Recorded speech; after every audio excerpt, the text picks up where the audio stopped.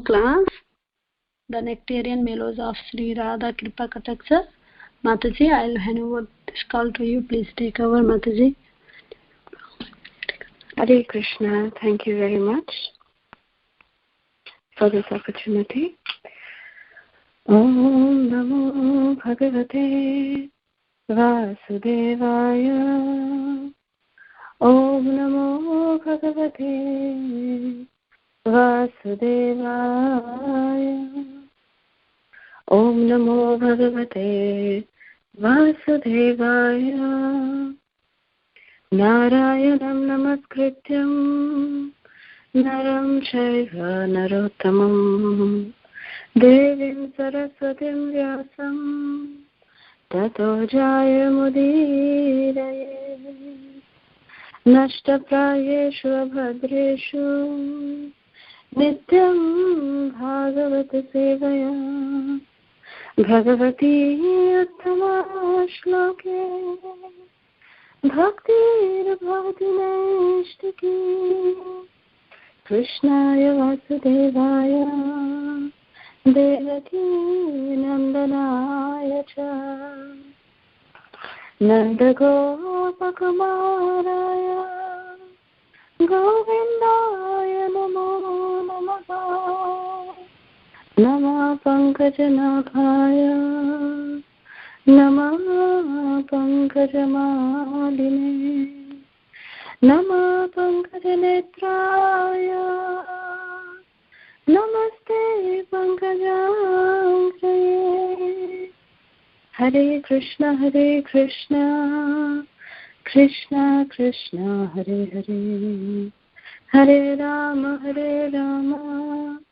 Rama Rama Hare Hare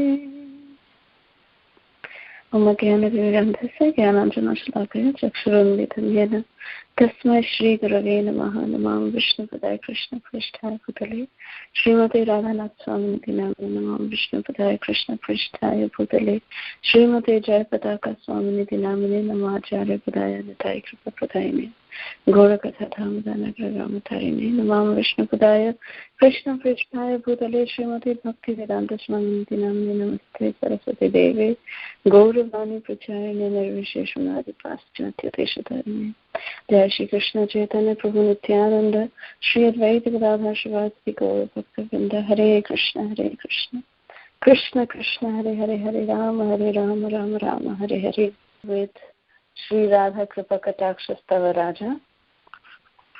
Last week we understood the Falasthiti, or what are the glories and what is the benefits of chanting this RadhaKripa Kataksha StavaRaja, the king of all glorification.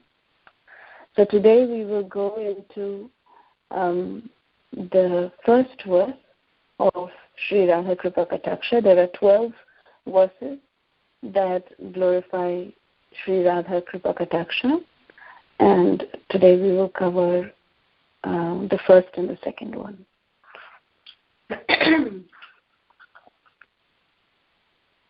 Munindra Vrindavandite Triloka Shokharini Prasanna Vaktra Pankaje Nikunja Bho Vilasini Brajendra Bhanu Nandini Brajendra Shunu Sangate Kada Karishya Sihama Kripa Kataksha Bhajanam. Translation. O Goddess, worshipped by the kings of sages, O Goddess who removed the sufferings of the three worlds, O Goddess whose face is a blossoming lotus, O Goddess who enjoy pastimes in the forest, O daughter of Maharaj Rishabhanu, O companion of Raja's prince, when will you cast your merciful sidelong glance upon me? So this RadhaKripa Kataksha StavaRaja from the old Vamnaya Tantra, we know that this was spoken by Lord Shiva to Parvati, Devi, and it was later compiled by the Goswamis, the Shada Goswamis, mainly headed by Srila Rupa Goswami and Srila Raghunath Das Goswami. So this first verse, Lord Shiva is very expertly deriding, because normally, commonly, worldly people, they sometimes say that the position of Srimati Radharani is very questionable. In their mundane ignorance, in their foolish, gross intelligence, they don't even understand the supreme, and the most blessed position of Srimati Radharani.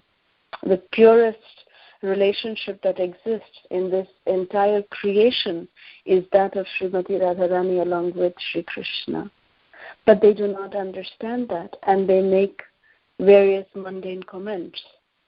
So to counteract all of that, the first thing that Lord Shiva, being the Param Vaishnava, he is glorifying Srimati Radharani, that she is a goddess who is worshipped by the kings of sages.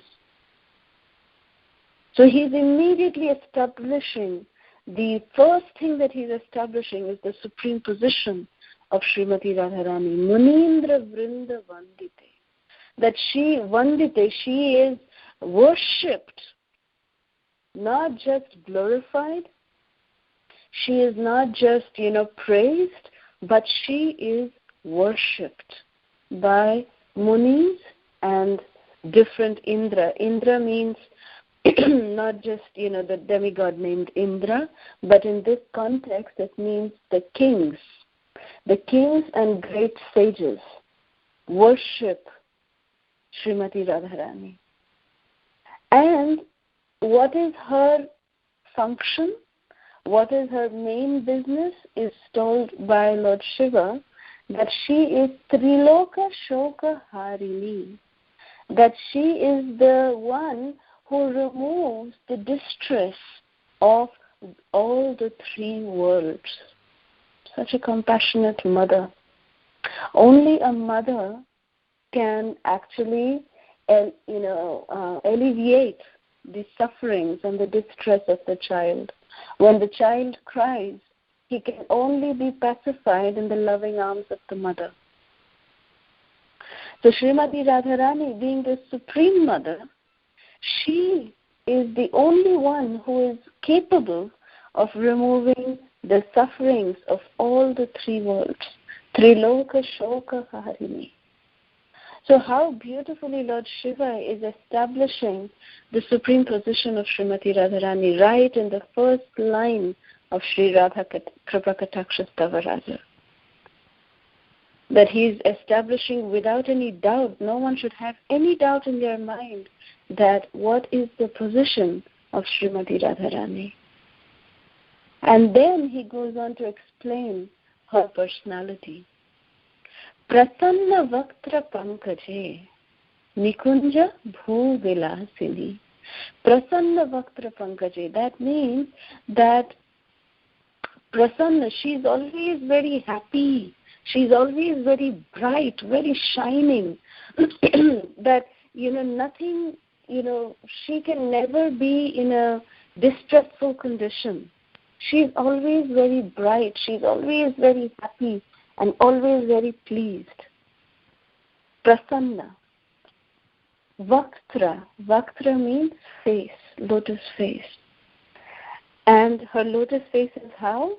It is just like a pankaje. Means her face is like a lotus flower. Prasanna Vaktra Pankaje. Vaktra is her face is just like a lotus flower. So in this regard, Srila Rupa Goswami explained that how many a times Srimati Radharani's face is so beautiful and it is so enticing, just like actually a lotus flower. There is no exaggeration to this point.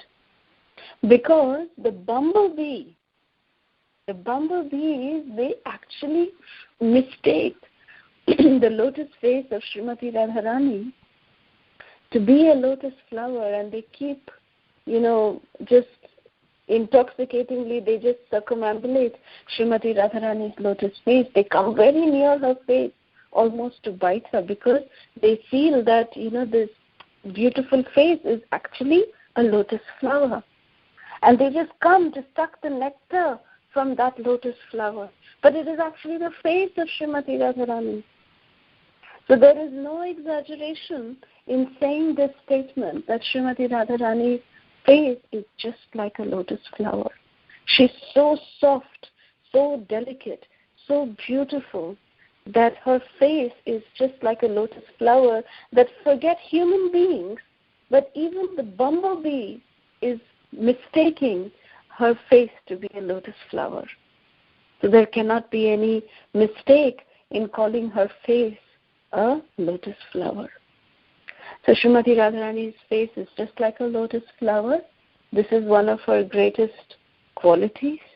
And Nikunja Bhu Vilasini, that Srimati Radharani is actually not that she is just living in a big palace, not that she is, she's actually she's Vrajeshwari, she is the queen of Vrindavan. But the queen and the king, where do they stay? They stay in palaces. But Srimati Radharani, her dwelling place is the groves of Vrindavan, is the forest groves of Vrindavan. That is where she is staying. That is her dwelling place. So not a palace made of bricks and stones, but her dwelling place is the beautiful vines and the creepers of Sri Vrindavan Dham, the abode of Vrinda Devi, the abode of Tulasi Devi, the abode of beautiful vines and beautiful trees which bear beautiful flowers, beautiful fruits. Such a forest grove of Vrindavan is the dwelling place of Srimati Radharani. So she is wandering in the Nikunja Bhu Vilasini, in the forest groves of Sri Vrindavan Dham. Vilasini means vilas. Vilas means to perform pastimes. So Vilasini means she is performing pastimes. Nikunja Bhu Vilasini. Brajendra Bhanu Nandini. Vraja Indra, which means Vraja means Vrindavan, and Indra is the king. So who is Vrajendra? Vrajendra is none other than Krishna himself. He is the king of Vrindavan. And Srimati Radharani is Vrajeshwari. So Vrajendra and Vrajeshwari. So Bhanu Nandini, she is the beloved daughter of Maharaj Vrishabhanu. She is known as Vrishabhanu Nandini. She is the daughter, the most beloved daughter, the most beloved child of Maharaj Vrishabhanu and Mother Kirtida. So this is her identity, that she is the beloved of the king of Vraja, who is Krishna, and she is the most, darling daughter of Maharaj Vrishabhanu. Again it is saying, Vrajendra Shuna Sangate. Vraja Indra means the king of Vrindavan. And who is the king of Vrindavan? Again, it's Krishna.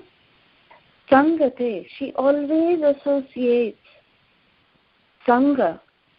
She always associates with the king of Vrindavan. And then Lord Shiva is begging. This last line is actually an appeal by Lord Shiva, that Kada means when. When O Srimati Radharani, Karishyasi Hamam. Karishyasi means when will you make? Iha. Iha means here, right now. Mam means myself. Kripa, of mercy. When will you give me the mercy? Of what? Kataksha, the glance, the sidelong glance. And bhajanam means when will I be the recipient of your most merciful sidelong glance.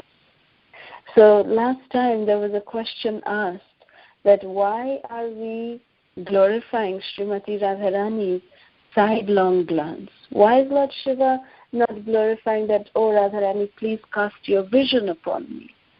You know, he could have just said that, just look upon me or give me your direct vision. But here again, Lord Shiva, by just asking for the sidelong glance of Srimati Radharani, he is establishing another principal quality of Srimati Radharani, which is that she is the most chaste lady in the entire creation. Because a chaste lady actually never looks at anyone other than her beloved directly in the eye. And even when she is looking at Krishna, she actually looks at him first on the side glance only, because she is very shy. This is one of the greatest ornaments of a lady, is shyness, to be very modest, to be very chaste. These are ornaments of a lady. So Shiva, Lord Shiva, is actually establishing that Srimati Radharani is the chaste of all ladies. She is the chastest. So there's no comparison to the beautiful qualities that Srimati Radharani possesses. And it is said that whenever Srimati Radharani, she, sidelong way when she looks at Krishna, that way also Krishna just becomes, completely intoxicated, and he becomes completely mesmerized. But one time, if Srimati Radharani, it is explained in Sri Krishnanika Kaumudi by Sri Kavi Karnapura, it is explained there that one time Srimati Radharani, actually let me say one more thing before, that it is explained that when Srimati Radharani comes to meet with Krishna and she looks at, say for example, her eyes fall on the lotus feet of Krishna, so that particular day she won't be able to see any other bodily limbs of Krishna other than that particular limb which she saw first. Because she gets so attracted to that object of Krishna's body that she thinks that this is so beautiful, this is so amazing, I can't just look at anything else. Even look at the lotus face of Krishna. She can't do that. So one time if she looks at the lotus feet, sometimes she just looks at one of the, rings that Krishna is wearing on his fingers, and she just starts glorifying, and just her vision gets stuck to one point of Krishna's body. Wherever her vision falls, she just stays glued on to that particular limb of Krishna's body. If she's just looking at the adhara or the lips of Krishna, she just can't move her eyes from that position, for that particular, pastime. That is how it is explained that Srimati Radharani, how she gets completely mesmerized by Krishna. He is Madana Mohana. He is the attractor. Mohana means one who attracts, one who entices. So Krishna is supposed to be enticing even Madana. Madana is Cupid. So Krishna, who entices even Cupid, is that is one of his names. That is Madana Mohana. So this is how it is explained that when Srimati Radharani looks at one of the limbs of Krishna, she just stays frozen at that particular limb of Krishna's body, transcendental body. Now what happens with Krishna? Let's try to understand that what I was saying in what is explained by Kavi Karnapura, that one time Srimati Radharani looked directly at Krishna's lotus eyes. She directly looked at him.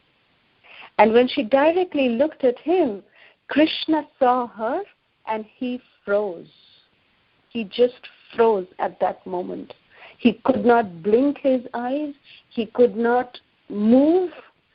Krishna became so enticed and captivated by that vision of Srimati Radharani. He just couldn't move. So Srimati Radharani realized that she didn't want Krishna to just become a statue. She didn't want that. But Krishna, becoming so mesmerized by the direct glance of Srimati Radharani, just became like a statue. He just froze on the spot. So that is why Srimati Radharani is called as Madana Mohana Mohini, that she is the enticer of Madana Mohana. She is Mohini, Madan Mohana Mohini, that she can entice the one who can even entice Cupid. That is her position. This is how Srila Prabhupada explains that why we are worshipping Srimati Radharani, that why we say Hare before we chant Krishna. That this is the reason why, that she is the one who is capable of enticing, the one who entices the mind of everybody. That is Srimati Radharani's position. And that is the reason why we are actually asking and begging and appealing to Srimati Radharani to cast her sidelong glance upon us. Because when we look at someone with, from the corner of our eye, it is said that it is the most loving glance. When we truly love someone, we look at someone from the corner of our eye, just to see how they are doing, like not wanting them to notice, but we want to notice them, right? So therefore, we want to be that, the receiver of that loving glance of Srimati Radharani. And that is why we are begging Srimati Radharani for that sidelong glance. So that is the reason why here Lord Shiva is glorifying Srimati Radharani's sidelong glance. Kripa Kataksha, her sidelong glance upon us. We'll move on to text 2. Ashoka vriksha vallani vidana manda asthite pravala vala pallava prabha runangri komale varabhaya sfurat kare prabhu tatam padalaye kada karisha hamam kripa kataksha bhajanam. O goddess, staying in a vine cottage by an Ashoka tree, O goddess whose delicate feet are as splendid as red blossoms, O goddess whose hand grants fearlessness, O abode of transcendental opulences, when will you cast your merciful sidelong glance upon me? So this is a very, very beautiful verse. It's actually one of my most favorite ones, this second verse of Sri RadhaKripa Kataksha. And the reason why here Ashoka Vriksha, the tree Ashoka, is quoted. There are many reasons for this, primarily two. The first reason being, Ashoka is a tree which is considered to be very, very, very auspicious, for the mere fact that the name suggests that it is capable of sucking away all shoka.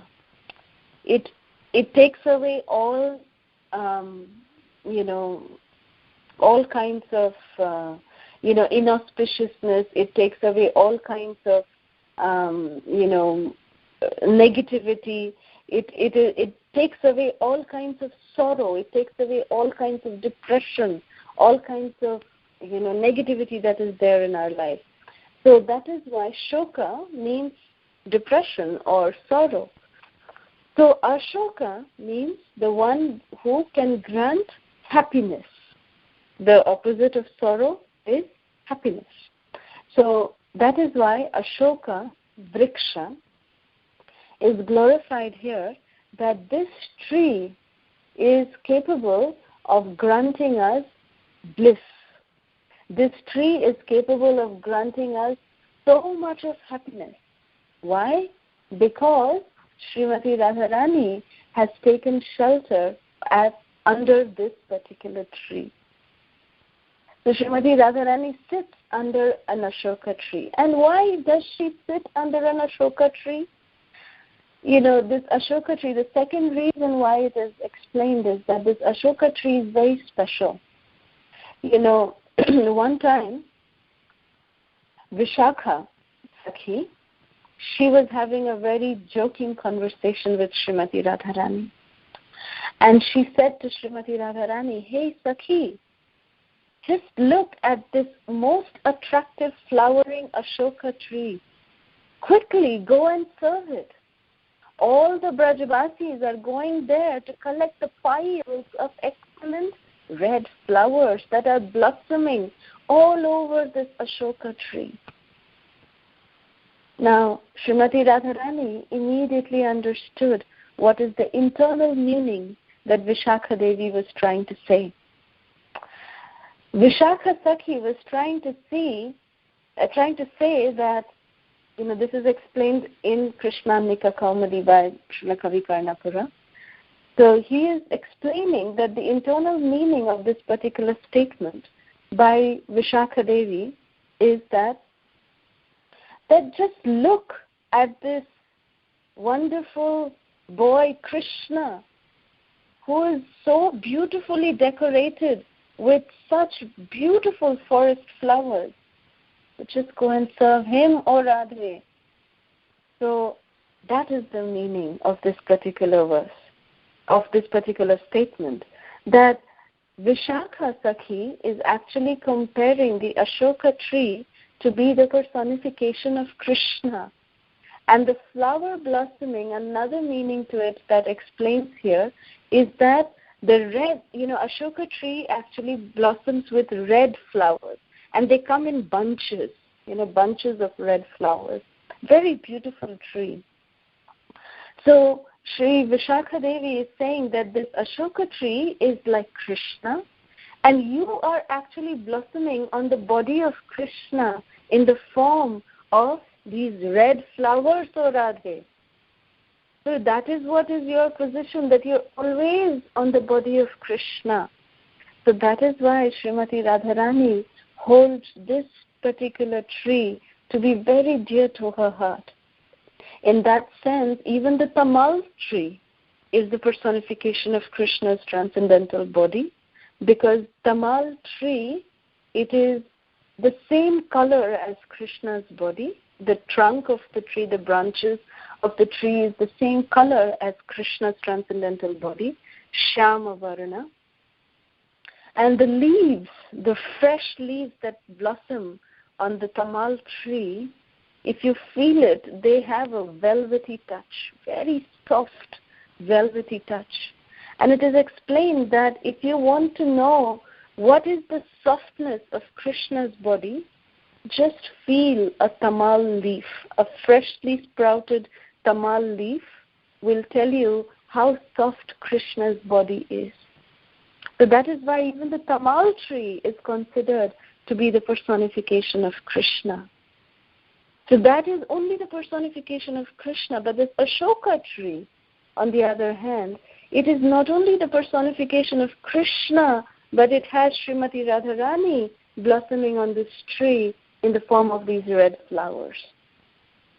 So that is why Srimati Radharani holds this particular tree very dear to her heart, because it always reminds her of what Vishakha Sakhi told.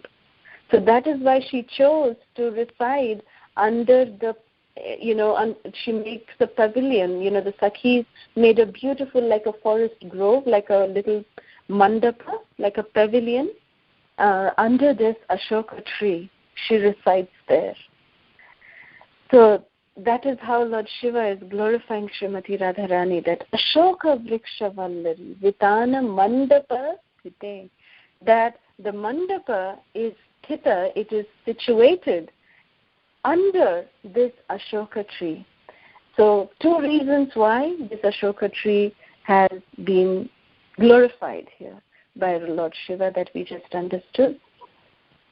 The next line goes on to say, Pravala Vala Pallava Prabharunangri Komale, that Srimati Radharani is, under this tree because there's excellent blossoming flowers in this Ashoka tree. And this red blossoming flowers, Lord Shiva is taking it one more stage higher. He's saying that yes, this red blossoming, flowers on this Ashoka tree is the personification of Srimati Radharani blossoming on Krishna's body of the Ashoka tree, but it is also the Prabha Runangri Komale, that the delicate lotus feet of Srimati Radharani is just like the splendid of these red blossoms, these red flowers. So not just the personification of her whole body, but it is more specifically the lotus feet, the delicate lotus feet of Srimati Radharani that these red blossoms specify.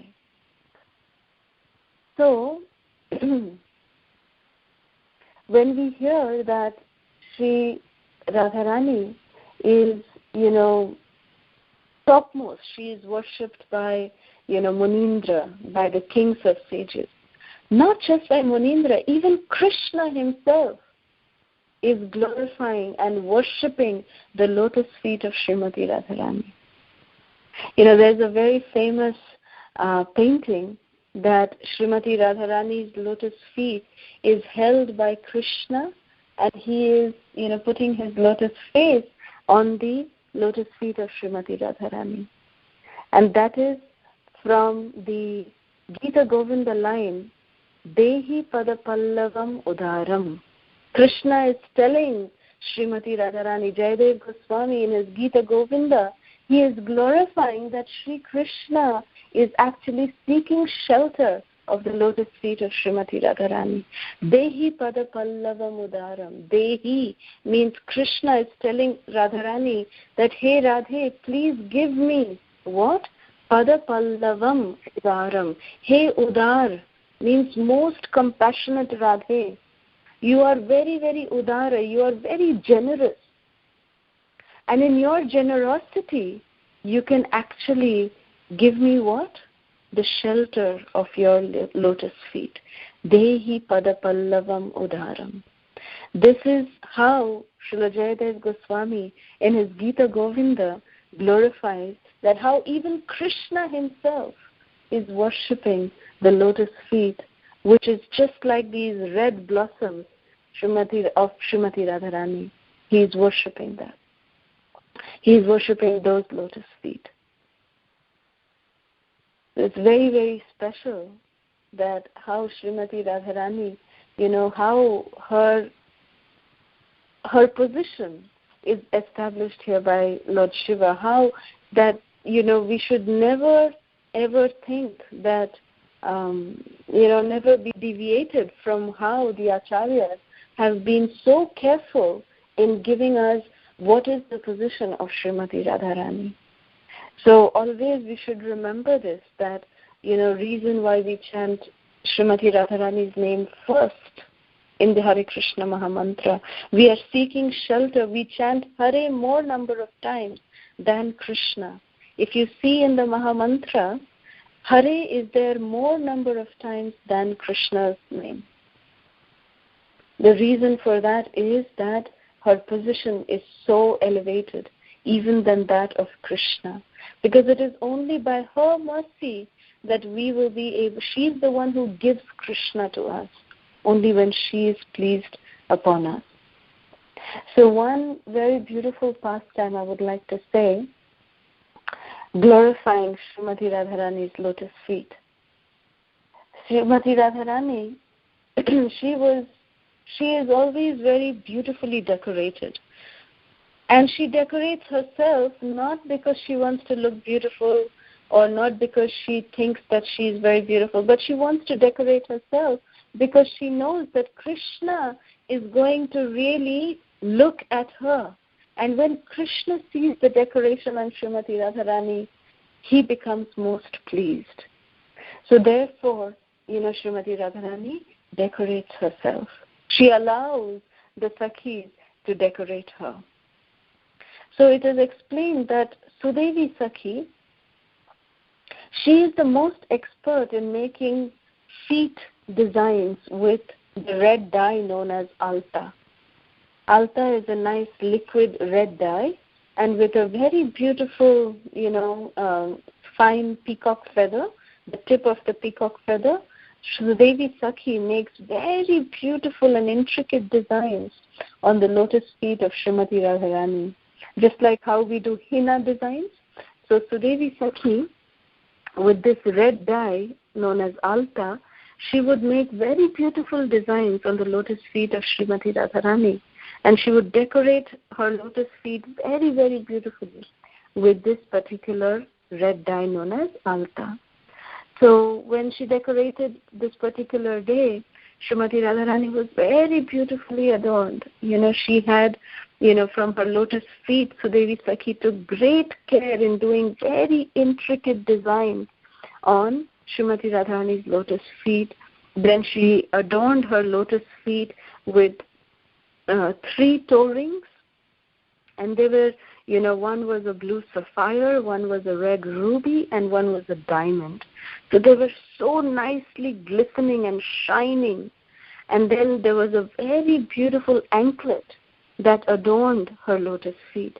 The anklet had pearls and rubies decked on them. And Srimati Radharani was wearing a very beautiful flowing blue color sari. And that sari had, little red and gold embroidery flowers all over it. And she was wearing a red color blouse, which had small blue flowers, embroidered on top of it. And she had a very, silky, satiny kind of a veil that covered her hair.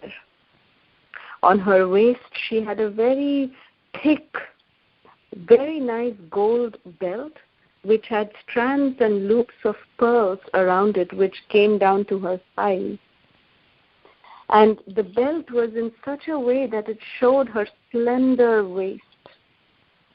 Srimati Radharani had adorned her neck with very beautiful, necklaces and hanging down pearls necklaces. She had her arms were decked with armlets, bracelets in her wrists, very beautiful kangans and bangles matching with her outfit. She had rings on her fingers. Even her lotus hands was decorated with alta by Sudevi Sakhi. Very beautiful designs done on that. And she was wearing very beautiful long earrings. When she would move her head from here to there, the earrings would come and almost kiss her lotus cheeks. So she was wearing nice long earrings matching with her outfit. And she had a very beautiful flower garland, strung across her hair. And she had very nice pearl necklaces also adorning her hair. And the hair design was such that it was never done before. It was tied in a top knot, and then there was a plait that came on the side also. So it was both. There was a knot in the back, like a bun in the back, and there was, her hair was coming in the front also, and her hair was decorated with nice, beautiful, sweet-smelling malati and keli kadamba flowers. So the intoxicated bumblebees, with the aroma of these flowers, they were always just coming around Srimati Radharani. And Srimati Radharani's, nose pin, she had a very beautiful nose pin which was a little small pearl, and she had a gold ring that went around it. That was her nose ring. She had a very beautiful bindi on her forehead, and she was decorated with gopi dots all around her forehead. She was wearing a crown made with forest flowers, and finally she was wearing a garland made with forest flowers. So this was the way Srimati Radharani was decked out. She was so beautifully decorated. For a very special occasion, she was coming to meet with her most beloved Shyama Sundara. And when they were hurrying up, Srimati Radharani was hurrying up because she was getting late. So all the Sakhis, they said, okay, let's go, Radhe, let's go. So when she was coming, she was running, she was holding her sari up, and the Sakhis were helping her to run towards the forest grove, the designated forest grove, where Krishna was waiting for Srimati Radharani. When they reached the forest grove, before they reached the forest grove, Srimati Radharani came upon one tamarind tree. And that tamarind tree had just dropped one unripe tamarind. One ripe tamarind. And that ripe tamarind was fallen on the ground of Vrindavan. And Srimati Radharani mistakenly stepped on that tamarind. And as soon as she stepped on that tamarind actually, because of its acidic nature, it kind of spoiled the beautiful decoration of alta on the lotus feet of Srimati Radharani. Because it was acidic, so that it kind of ate away from that alta. So Srimati Radharani was very disappointed that, oh no, that, my Sakhi took so much pain. Sudevi Sakhi took so much pain in decorating me like this for Krishna, and you, tamarind, you stepped on this, and then look what you have done. So therefore, in her merciful nature, she cursed the tamarind, that in my kingdom of Vrindavan, within the 84 course of Vraja Mandala, not a tamarind will ripe again. No tamarind will ripe again. So last time when I was saying this pastime, there were many questions asked. So then what happens to those tamarinds, So and why did Srimati Radharani curse the tamarind like this? Well, the reason why she cursed the tamarind is that there is, of course, the tamarind, it is sour by nature, and it is very acidic. So Srimati Radharani, she just was, feeling distressed that her design was spoiled. So there was no specific reason why she did what she did. But again, this goes on to say that within Brajamandal, everything that happens by the will of Srimati Radharani. So till today, actually, no tamarind ripes in the Brajamandal area. When they are, still in the unripe stage, they just, fall down from the tree, and, they are sold in that way. They are taken care of in that way.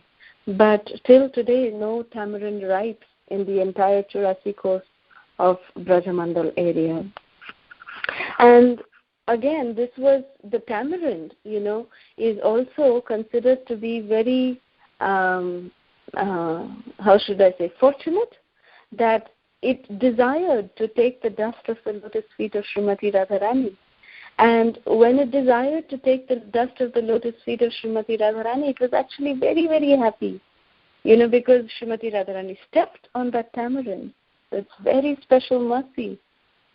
And so in this way, we should not take this beyond, what it says. The pastime kind of just, goes this way. So we should take it just as it is. And then Srimati Radharani went on to meet with Sri Shama Sundaram. And of course, Devi Sakhi was so expert that she immediately covered up that spot which was, messed by that tamarind. She immediately fixed it. So Krishna did not, even notice it. So this is how the lotus feet of Srimati Radharani has such potency that, tamarinds are stopped from ripening in Brajamandal. It's very sweet. It's very sweet pastime.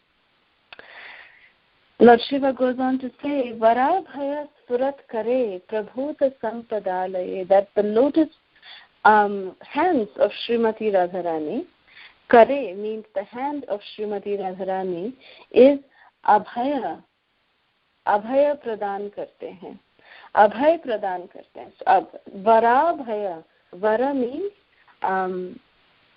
super excellent, They're very, very, very potent.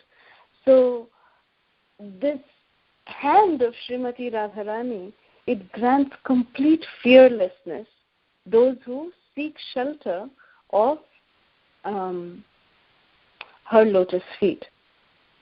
So Srimati Radharani is granting fearlessness those who seek shelter at her lotus feet. So therefore we always see that her hand is in a blessing position.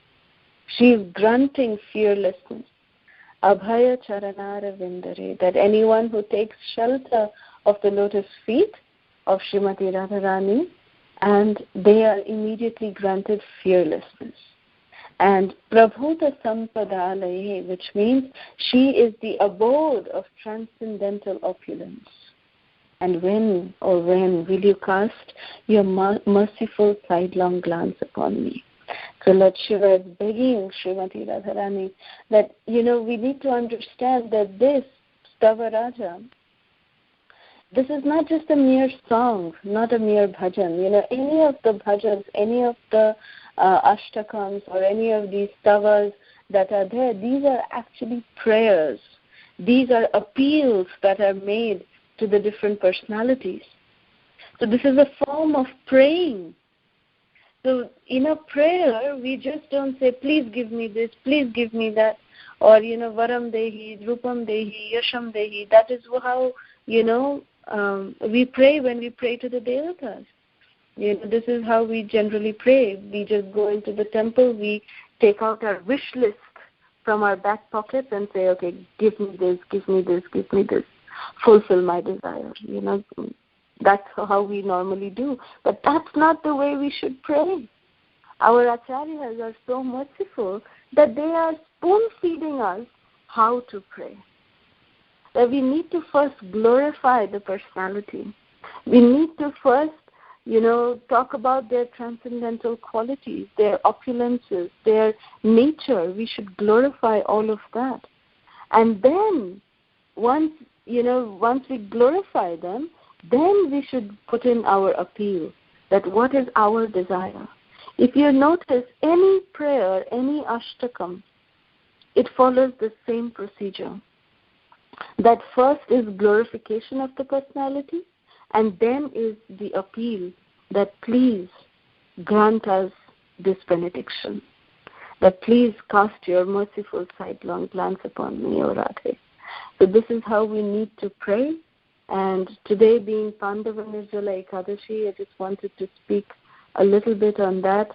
The glory of Pandava Nirjala Ekadashi, we all know the pastime that how Bhima Sena of the Pandavas, he one time told, the great sage Srila Vyasadeva that, everyone tells me that, I should do fasting on Ekadashi, but I'm Vrikodara. I'm such a voracious eater. I can't do fasting. So you tell me one day in a year that I need to do that fast, that it will have the benefit of fasting for all the days. Tell me that. So then Vyasadeva thought about it, and he gave him this particular Ekadashi. He said that if you perform this particular Ekadashi without even drinking water, not a single or eating anything, then you will get the benefit of rendering or performing Ekadashi for all the other Ekadashis that fall in the year.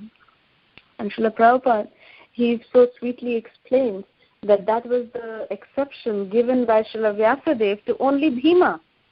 So we can't say that, okay, so Bhima did only one Ekadashi, it's okay for us to also do only one Ekadashi. That's not the case. But Srila Prabhupada said that if anybody has missed any Ekadashi, if anybody has not been able to follow, or by mistake, not purposely, but by mistake, if they have missed, performing any Ekadashi during the year, they should do Nirjal Ekadashi on this particular day, and that way their mistake can be rectified. So that is what is the benediction that Srila Prabhupada has given us.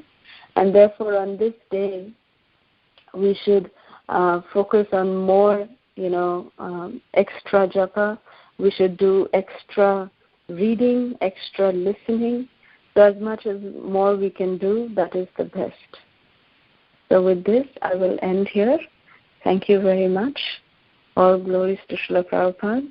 Hare Krishna. If there's any questions, comments, or reflections, we can take that now. Hare Krishna, Mataji. Pranam. Glory to Srila Prabhupada and Guru Maharaj. It's a very, very beautiful class, Mataji. Thank you so much. Mataji, that Ashoka tree, where we find in India? Yes, it is very prevalent in India. It is very widely found in India only, but, I'm not sure if you can see it here. I really don't know. But yes, in India, for sure, it is very prevalent, very, very prevalent. It's a different, Mataji, than banyan tree. Banyan tree and Ashoka tree is same or different? No. Banyan tree is different. Ashoka tree is different.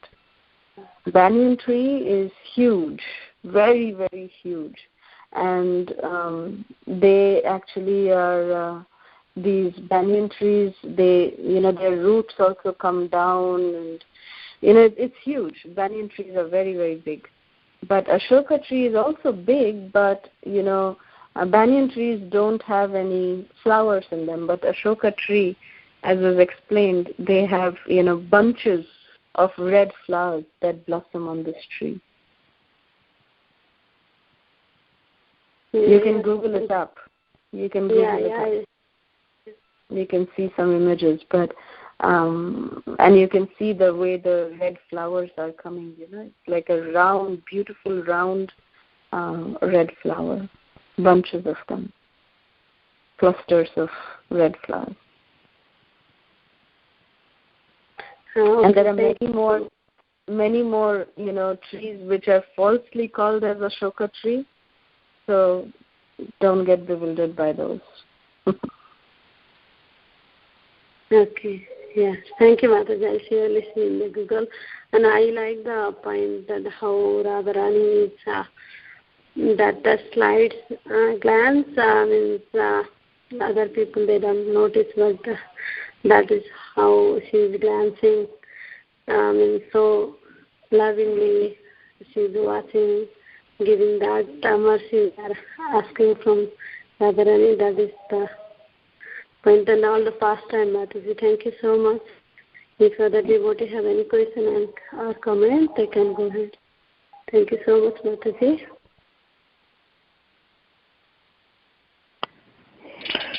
Hare Krishna, Mataji. Please accept my humble obeisances. Thank you.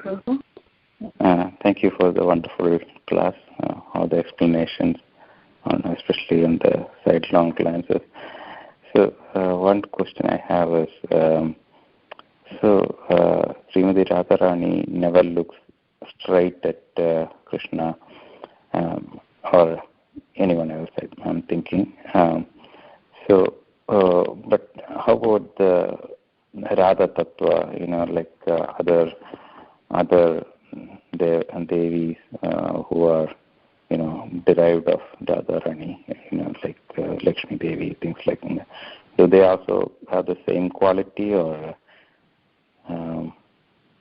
is it they also don't look, only give sidelong glances?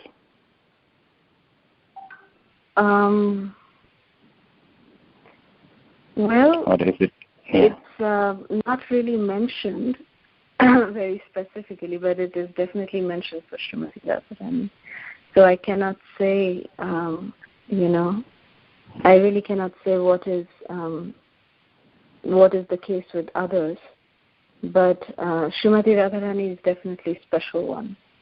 So, all the other Devis, they definitely come from their expansion of Srimati Radharani, no doubt about it. But, they are, but Srimati Radharani's, thing is definitely glorified, So there is no, I have not come across any specific mention of anyone else other than Srimati Radharani about these qualities. Does that make sense? Yes, Madhuri. Thank you. Thank you so much. Thank you for the wonderful class, Madhuri. Thank you, Prabhu. Hare Krishna. So I just sent a picture of the Ashoka tree in the group, so you can take a look.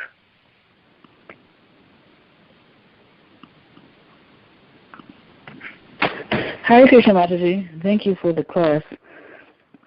Can you just repeat, please, the reason that you gave for why Radharani comes first in the form of Hare and the Mahamantra? Why she comes first? Because she comes first because her position is that she is the one who is most dear to Krishna, and she's the one who can give Krishna to us. So therefore, this Mahamantra is an appeal to Srimati Radharani. We are begging Srimati Radharani's mercy. So therefore, the mother is considered to be more merciful than the father. Father is strict, but mother is compassionate. So therefore, we are appealing to Srimati Radharani first in the Mahamantra. That is why we do that. And is for that same reason that her name appears so many more times than Krishna? Or is there another reason? No, that is the reason. Mm-hmm. Okay. That is the reason.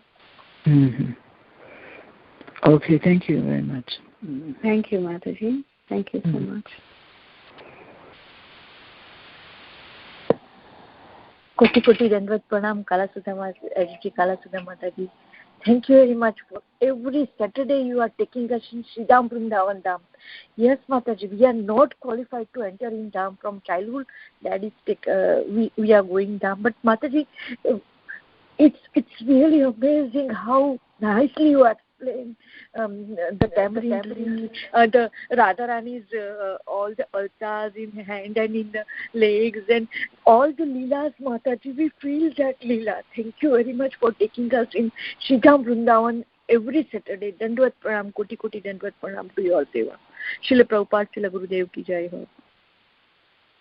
Hare Krishna, Vranda Gopika Mataji. Hare Krishna. Hare Krishna, Mataji. I have one question. Mataji, should we give water to Tulsi Maharani today? Is that like Ekadasi? Oh, yes. When we water Tulsi Maharani, it's not that we are giving her water to drink. It is because we are watering her so that our Bhakti Lata also grows. When we water her, we say the mantra Om Govinda Vallabham Devim Bhakta Chaitanya Karinim Snapo Ami Jagadhatrim Vishnu Bhakti Pradayinim. So the reason why we water Tulsi Maharani is that for Vishnu Bhakti, to get Vishnu Bhakti. She is the one who gives us Vishnu Bhakti Pradayini. She gives us, वो हमें Vishnu Bhakti प्रदान करती हैं. So the reason why we water her is not because we are giving her water to drink, but we are watering our own Bhakti Lata Bij by rendering this service to Tulsi Maharani. So yes, we should water Tulsi Maharani. Okay, Mataji. I heard in this Ekadashi we should not pluck Tulsi Maharani. Yes. Ekadashi, and actually it is said that on Dwadashi we should not pluck Tulasi leaves. So, but even one time in Mayapur, what happened is we plucked Tulasi leaves on Ekadashi for Lord Nrsimhadev, and Pankajangri Prabhu told us that particular day, the Dwadashi had kind of, sometimes what happens is the tithis overlap each other. So that day, the Dwadashi had also fallen on Ekadashi. So therefore, he told us that it is not recommended to pluck Tulasi leaves on Ekadashi also, on Dwadashi also. Better not to. Because we never know, when the Dwadashi kind of overlaps on this tithi. So therefore, on both these days, it's better not to pluck Tulasi leaves. And he said that whatever Tulasi leaves you have to pluck it on the day before Ekadashi and preserve it. So that's what is best recommended. Okay, Mataji. Thank you. Thank you. And Mataji, in Ekadashi, when we offer food to normal food to Krishna, yes, but we should not. We can give to kids, or we can eat tomorrow, like that. Yes. You can offer, regular rice dal sabji to Krishna, but yes, keep that separately, and you offer your Ekadashi Prasad also separately.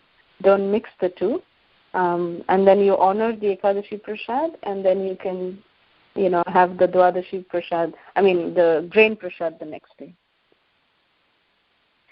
Okay, thank you. Thank you. So what they do in Mayapur is that even in the deity kitchen, they make the sabjis that are Ekadashi, and they make rice and chapati. So they serve it, in that way to Radha Madhava and to Nrsimhadev and Panchatattva. So the sabjis are all Ekadashi style, but they are offered with rice and chapati, like on every single day. Like that. So if devotees want the Mahaprasad, then they can eat only the sabjis that day, and the rice is, preserved for the next day, like that. Yes. Thank you so much, Mataji, for answering. Thank you. Krishna Mataji. Hare Krishna. Very, very beautiful class, Mataji. As always, Vrinda Gopika Mataji said, thank you for taking us to Vrindavan every Saturday.